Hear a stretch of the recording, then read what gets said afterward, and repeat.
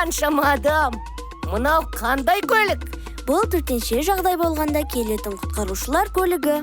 Қане, барып көрейік. Бұның не? Олай істеуге болмайды. Я, қойсын ғой. Қазір біз саған бәрін айтып көрсетеміз. Онда кеттік. Кеттік!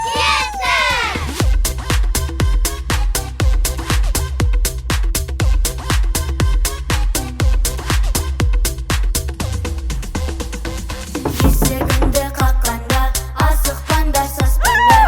Танымайтын жан болса, оған есік ашпаңдар. Бөтен біреу көрмесін, үйді тонап жүрмесін. Жаттап алғын ұмытпай, жүзетіні білерсің. Мен күштімін, мен мықты, аша салам есікті. Жарқын өмір сүрейік, қауіпсіз боп жүрейік. Хабарласу үшін біз нөмірлерін білейік. Газ қызметі 104, жедел жәрдем 103, өрт сөндіру 101, полиция 102. Достарыңмен жай ғана шырпыменен ойнама.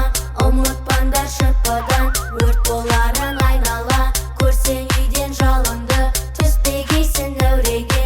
Тезірек сен хабарлас 101 деген нөмірге. Мықтымын ғой осы мен, өртті өзім өшірем.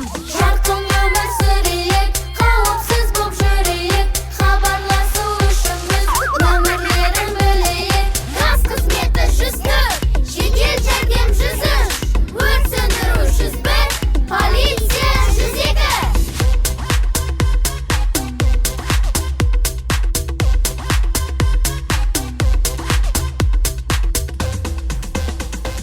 Ойыншықтың бөлшегін салып жүрме құлаққа. Ауырса егер бір жерің, дәрігер бар бірақта. Қай бір жерің ауырып, мазаң кетсе егінде, тез соғарсың қоңырау, жедел жәрдем 103-ке.